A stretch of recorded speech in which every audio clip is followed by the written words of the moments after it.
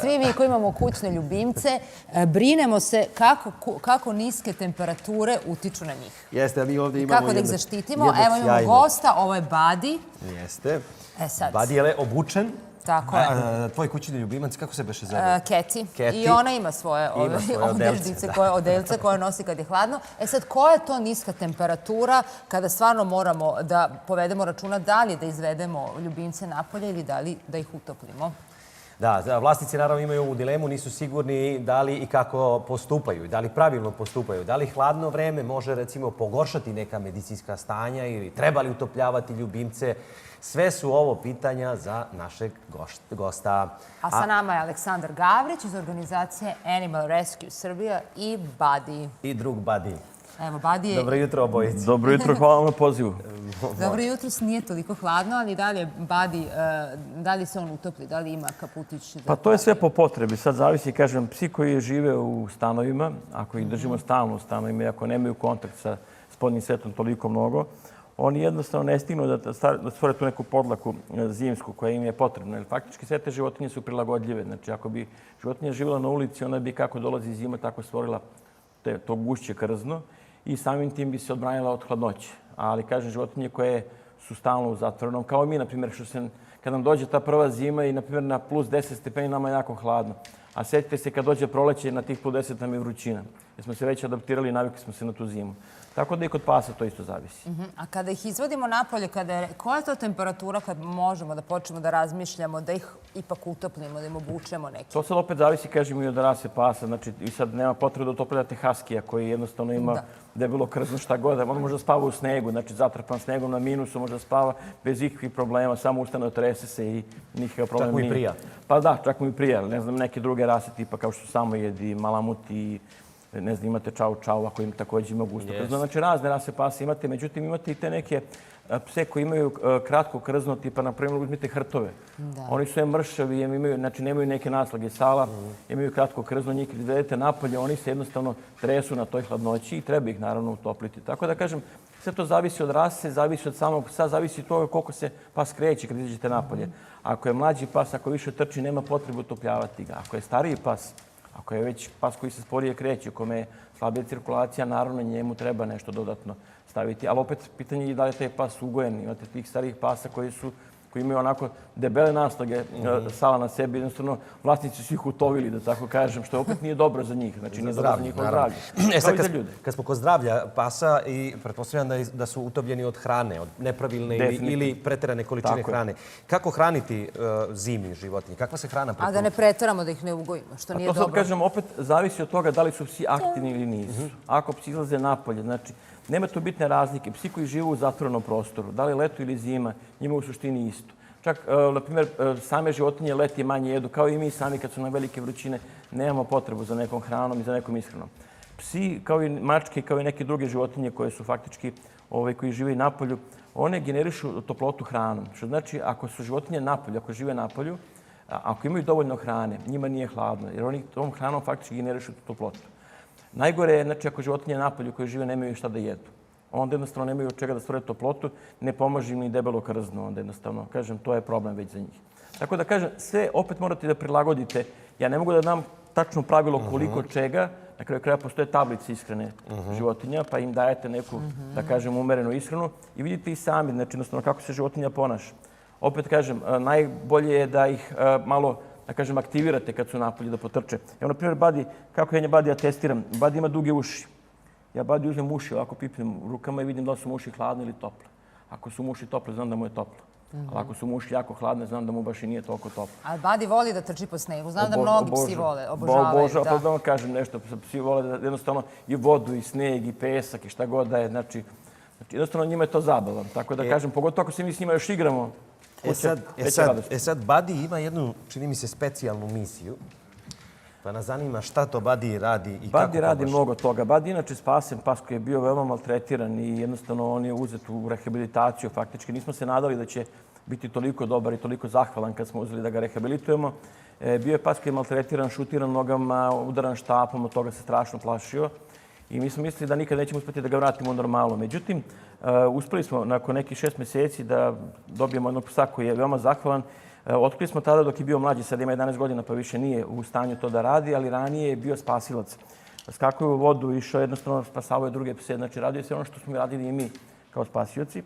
Sad već ima drugu ulogu, sad ide po školama, to jest već godinama ide po školama, kroz jedan projekat koji se zove Mjau Au Ekspert. Mi idemo po osnovnim školama i radimo sa decom, osnovcima, pokazujemo im kako pravilno treba prići životinjama, pogotovo psima i mačkama.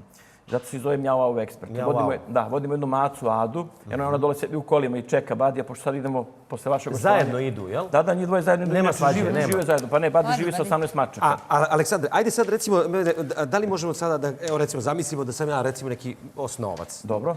I kako sad ja da priđem, kako ja da kucam? Evo, zavisi kome prilazite. Ako prilazite psu koji je vlasnički pas. Dobro. Prva stvar koju treba uraditi je da pitate vlasnika da li smijem da priđem vašem psu da ga pomazim. Nikako ne krećete sami, ništa ne radite sami, znači ako je pas na povodcu, znači pitate vlasnika. Ako vam vlasnik da dozvolu i kaže može, to još uvijek ne znači da pas želi s vama da komunicira. Ja bih htjela da dodam isto mala deca, pošto moj pas ima strah, ona je isto udomljena, od dece. Deca često imaju nekontrolisane pokrete i ne mogu da ocene koliko i onda umeju čak i da povrede. Krenu naglo na psa. Sad, to psa može da uplaši. Sad šta se dešava? Znači, vi prilazite psu. Psi se inače, za razliku od nas, ljudi, mi se rukujemo. Evo, mi hoćemo se upoznamo, rukujemo se. Psi ne pružaju šape, psi se njušnu. I njima je to rukovanje. Što znači, pas kad vas on njuši, on je kao da se s vama rukovao. Naprimjer, Badi uđe u studiju, obiđe sve snimatelje, sa svima se on rukuje time što ih njušne. Oni to ne znaju, ali on se s njima rukuje na taj način. I sada, kad vi prilazite psu, znači da mu pružite ruku, znači jednostavno ne pružite mu ruku da se rukujete, nego da on vas onjuši. Ono što je jako važno, nije važno da li ste vi okrenuli ruku ovako ili onako, bitno je da mu pružite samo nešto da on vas onjuši. Nemojte nikada, kad prilazite psu, znači kretati rukom od ozgo, jer to psu može da znači kao napad. Znači, uvek ruka ide od ozdo.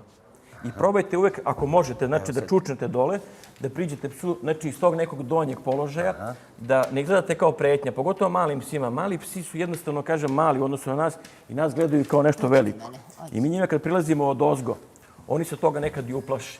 Pogotovo ako nisu u naručju, na primjer... I hoće da gricnu iz straha. Hoće, naravno, iz straha, jeste, brane se jednostavno, ne znam šta vi hoćete. Pogotovo kad krenete rukom od ozgo. Kad krenete rukom od ozdo, manje ste pretnje. Također, šta je jako važno, kad prilazite rukom, nemojte im gurati ruku u njušku, jer može se desiti jednostavno da ih i to uplaši. Nego pružite ruku, stanete na neki 20 cm i sačekate da oni vama priđu. Ako pas hoće samo da se pozdravi, to je da se njušne, on će vam prići i njušnuti vas. Ako neće, on će okrenuti glavu na drugu stranu, što znači da je to znak da on s vama ne želi da ima komunikaciju.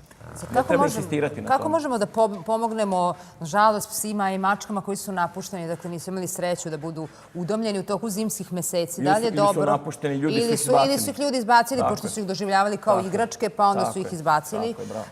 Kako možemo da pomognemo? Da li je u redu da stavimo, recimo, ispred zgrade neku posudu sa vodom, malo hrane, naročito ako bude jaka zima?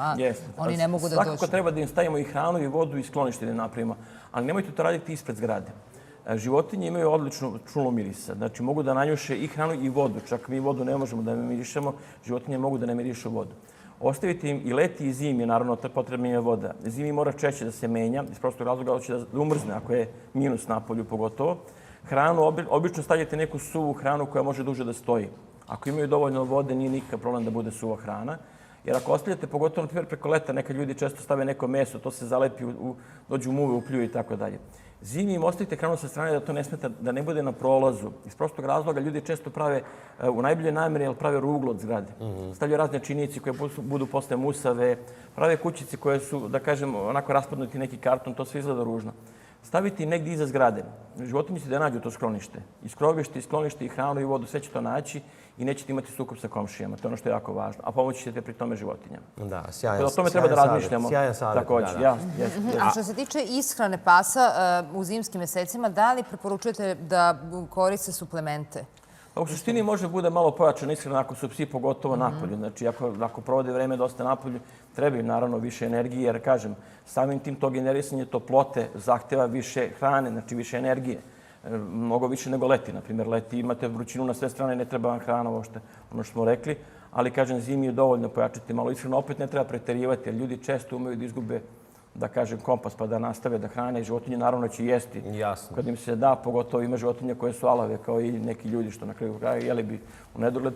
Tako da kažem, s te strane svakako treba životinjama dati prema potrebi, ali ne treba preterivati.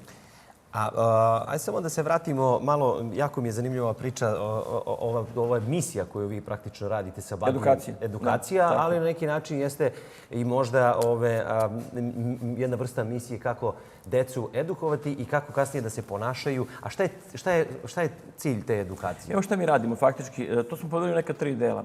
Znači, učimo decu kako da budu bezbednije, na primjer kad idu od škole do kuće i od kuće do škole.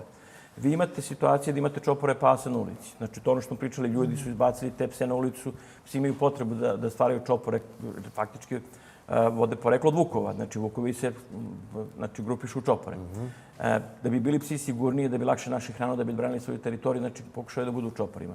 Mi kad naiđemo na taj čopor pasa, znači, ako se ponašamo neprijateljski prema njima i oni će nas da gledaju kao neprijatelji, a hoće nekad je da laju, da napadnu i tako dalje. Međutim, ako naučimo decu kako da se pravilno ponašaju u tim situacijama, manje su šanse da deca imaju sukob sa takvim životinjama.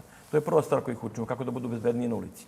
Druga stvar, učimo ih kako da imaju interakciju sa tim psima. Na primjer, upravo ovo što smo pričali malo pre, kako s mačkama takođe. I mačke imaju drugačiju vrstu ponašanja. A kako s mačkama? Pa evo, na primjer, najčešća greška koju deca rade, to je kad mačku hoće da uzmu, uhvate je za grudi ovako, stisnu je tu, uzmu da je nose. Mačku to guši, jednostavno mačka krene da se otima. Mačka nije kao pas, vi štene uzmete pa možete tako da ga nosite, ne može ništa. Međutim, mačka se izvije vrlo lako, mačka se izvije, ogrebe deta, posle ispadne da je mačka kriva. U stvari, dete nije naučilo kako pravilno da uzme mačku. I mi učimo decu kako se pravilno hvata mačka, kako se uziva mačka.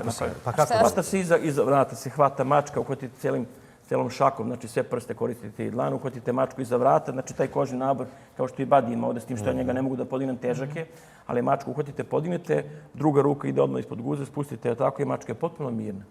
I to je ne boli? I to ne boli uopšte, ne boli, jer tako nju nosi i majka kad je malo mače, znači i štenice nose takođe majka. A šta mislite, šta je problem sa nama kao sredinom, kao društvom, da imamo do te mere otpor i da doživljavamo kućne ljubimce, životinje, uopšte kao bauk? Ja sam se pre neki dan vratila iz jedne zemlje iz okruženja, koja je članica Evropske unije. Tamo psi zapravo svuda mogu da idu. Nijedan taksi mi nije odbio, nijedan Uber, restoran, prodavnica. U pozorištu naše kolege, glumci, dođu, dovedu svoje kućne ljubimce koji ih čekaju u posebnoj prostoriji dok igraju predstavu. Šta je to sa našom sredinom da je to i dalje problem? Ja sam pre neki dan zakasnila na voz zato što nisam mogla da nađem taksi koji bi me primio jer ja nisam vozač sa mojim kućnim ljubimcem. Jasno. Znači, kod nas je i dalje to u nivou prošlog veka. To ste odlično primetili. Mi često navodimo Tursku kao odličan pozitivan primer. Apsolutno Turska. Ste mislili na Tursku takođe, jeste. Kažem, Turska kao jedan pozitivan primer gde mi često imamo neko negativno možda mišljenje o Turskoj zbog nekih istorije za nas koja je ostala. Međutim, oni su stvarno svetao primer gde tamo svako pušta životinje u najekskluzivnije restorane, u butike. Prodavnice, ispred prodavnica su posude. Niko ne pravi problem i nema sukoba sa životinjama. Životinje doživljavaju ljude kao neprijatelje. Znači, jednostavno, tako da kažem, jednostavno sve to može. Ali osnovni problem kod nas je kućno vaspitanje i obrazovanje. To su dve osnovne stvari. Znači, kad bi promenili svoj lični kućni stav, znači, jednostavno i vaspitali decu drugačije. I kad bi malo više pričali ovo što radimo po školama, znači, edukovali decu, kako da deca jednostavno shvate životinje, kako se one ponašaju, znači ne bi bilo uopšte problema nikakvih sa životinjama. Hoćete ići možda po vrtićima? Vrtići još uvek ne. Deca u vrtićima su još uvek mala da razumeju taj koncept i da shvate jednostavno to ponašanje životinja. Dobro je to, ali nemamo dovoljno kapaciteta da možemo još da obiđemo i vrtiće. Ono što se pokazalo kao najzahvalnije, to su deca od 3. do 5. razreda osnovne škole. I najviše sa njima radimo. Jer oni su baš ti koji žele da budu heroji, koji žele da spasavaju životinje, koji žele da imaju tu interakciju i koji mogu jako dobro da shvate bitnost svega toga. Tako da kažem, pričamo im o svemu, pričamo im o tom odnosu odgovornog vlasništva, pričamo čak i o tome da ne bacaju petarde, znači jednostavno da ne bacaju tu pirotehniku. Ja sam vam doneo na poklon 2 bedža naše akcije koja se zove Petarda je zlo. Sada jednostavno to je nešto što sad ovih dana pričamo o tome mnogo. Pokušamo skrenemo pažnju ne samo deci nego i odraslima, znači jednostavno da što manje koriste tu bučnu pirotehniku. Znači, nismo mi protiv zabave, protiv vatrometa, ali imamo alternativne vatromete koji su tihi vatrometi. Nemamo potrebe da pravimo buku. Tu ima ne pričamo samo o tome da je to problem za životinje. To je problem i za autističnu decu, znači koja to doživljavaju jako tragično. To je problem i za bebe koje leže negde u nekim kolevkama. To je problem i za odrasle osobe, znači starije, jednostavno koji se na tom trzaju mnogo više nego neki mlađi. To je problem i za ljude koji su bolesni, koji leže negde iz nekog prozora i treba im mir i tišina. A na kraju krajeva to je problem i za onoga ko baca te petarde. Na kraju to ostavlja nekada ozbiljne posljedice, znači amputacija prstiju, gubitak oka i tako dalje, razne neke druge stvari koje mogu da budu fatalne i da budu bukvalno trajne za ceo život. Znači, zbog tih par sekundi ostaćete bez prstiju za ceo život koji će vam trebati ili ćete ostati bez očiju koje su vam neophodne, znači od vitalnog značaja. Stop petardama, to bi bilo... Upravo o tome se radi. Znači, ranije smo imali tu akciju koja se zvala Tvoja petarda, moj život. Bila je fokusirana samo na problem životinja. Međutim, proširili smo tu čitavu priču. Jednostavno, shvatili smo da je petarda stvarno zlo. I da jednostavno treba da je ukinemo, jer imamo malo kontradiktoran zakon. Prema zakonu o javnom redu i miru ne smiju da se koriste, znači, bučne pirotehnička sredstva. Međutim, prema zakonu o eksplozivnim materijama mogu da se prodaju petarde, znači, i taj, kažem, ta bučna pirotehnika. Samo tražimo da se taj deo buke ukine, ništa više. Slažemo se potpuno sa vama i... Hvala vam na podršci. Hvala vama. Stop petardama. Idemo dalje. U kragujevačkom naselju Bubanj grupa žena godinama brine o ishrani i zdravlju uličnih mačaka. Naša Sanja Stamenković ovog jutra sa sagovornicom i uličnim macama. Dobro jutro iz Kragujevca. Evo, vodimo vas u naselje Bubanj da upoznate gospođu Natašu koja svakog dana brine o uličnim mačkama, a ima ih zaista ovde. Dobro jutro. Dobro jutro. Koliko mačaka imate ovde na Bubnju? Pa u naselju preko 20. Koliko ih dugo hranite već? Pa godinama već. Sve su sterilisane, medicinski pokrivene. Brinemo o njima, ne samo ja, ima tu još par dobrih ljudi, tačnije žena. Imamo doduše jednu komšiju iz grade koji... A kažite mi, kako reaguju ljudi na te vaše aktivnosti? Pa kako ko? Mlađi uglavnom pozitivno, stariji uz one komentare što ne šetate unuče ili dete, ne znam. Ima dosta gladnih ljudi, a vi hranite životinje, pse i mačke. Uglavnom tako. Ruše mi kućice koje pravimo komšinica i ja i tako. Kažite mi, idu novogodišnji praznici. Jel se plašite malo kako će ljubimci te noći zbog vatrometa? Pa naravno da se plašim jer mislim koji kućni i ovi ulični se plaše. Kućne sklonimo, stišamo, pojačamo muziku zapravo, spustimo roletne, a ovi ulični nemaju tu vrstu zaštite, tako da naravno da mi je žao. Pojedine dobiju srčani udar koji ljudi. Na kraju krajeva to utiče i na autističnu decu i na bolesne ljude. Mislim da bi to trebalo malo više kontrolisati. Zapravo našim zakonom je to i regulisano, ali kao i sve. Hvala vam. Nastavite svoje jutarnje poslove. Popodne će vas mace sačekati. Eto, to je bila priča iz jednog kragujevačkog naselja. Nije tako samo ovde. U mnogim naseljima u Kragujevcu ljudi brinu o macama i kucama koji nemaju svoje vlasnike. A i vas pozivam, brinite i nahranite i napojite životinju napolju i naravno bez vatrometa za Novu godinu. Toliko iz Kragujevca.